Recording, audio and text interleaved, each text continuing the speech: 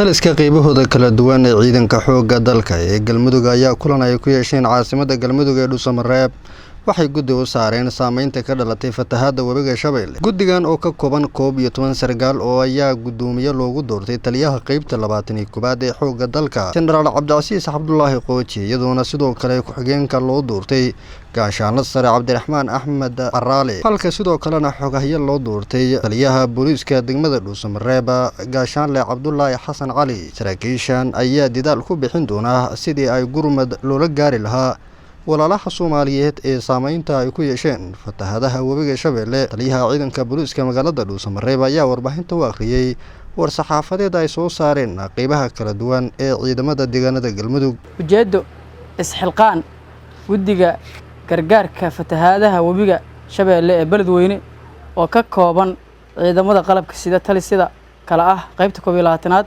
danab qaybta 12aad booliiska qaybta Galmudug agaasinka ciidanka gaarka ah muxuu ahaa nisa saraakiisha ayaa waxa ay ka shaqeynayaan sidii loo gaarsiin lahaa gargaar degdeg ah dadka musiibadu ku dhacday ee magaalada beledweyne.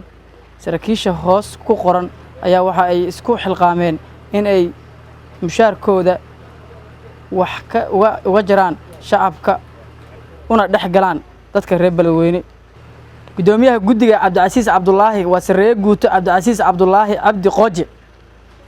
gudoomiye ku-xigeenka gaashaanle sare Cabdiraxmaan Axmed Araale xorow gudoomiye ku-xigeenka waaye gaashaanle Cabdullaahi Xasan Cali xubin waxa waaye xogayaha gudiga. sareeye guuto Mascuud Maxamed Warsame waa xubin gudiga ka tirsan.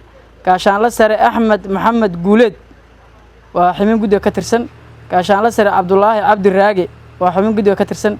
gaashaanle Mukhtaar Abdulle Xuseen xubin gudiga ka tirsan waaye. gaashaanle Faysal Ibrahim Caanood xubin gudiga ka tirsan waaye. gaashaanle Cabdi Maxamuud Maxamed iyo dhamme Maxamed Cabdulqaadir Shiil iyo laba xidigle Maxamed Maxamuud Xasan Garlaqo. gudigan waxay ka shaqeyn doonaan sidii bulshada reer Galmudug ay ugu aruri lahaayeen waxay ay ugu tala galeen sadaqa ah dadka walaalahooda oo ku dhibaataysan ee degmada beledweyne. waxay ka shaqeyn doonaan oo kale ciidamada inay ka aruriyaan ayaguna waxay ugu tala galaan saraakiisha qayb ka gooyaan askarta qayb ka gooyaan sidaasna ay ugu geeyaan dadkooda walaalahooda. waasi oo isaga baxay dadkii deegaanka u ahaa beledweyne iyagoona gaaray deegaano kale oo hoos taga degmada beledweyne ee xarunta gobolka Hiiraan. deegaanada Galmudug ayaa waxaa ka soconaya gurmad ay garwadeyn ka yihiin waxgaradka qaybaha kala duwan ee dhalinyarada maadaama ay tahay wadada u furan ee gurmadka loola gaari karo walaalaha Soomaaliyeed ee ku dhibaataysan gobolka Hiiraan. Maxamed Cabduqaadir Zilfa Galmudug TV Muqdisho.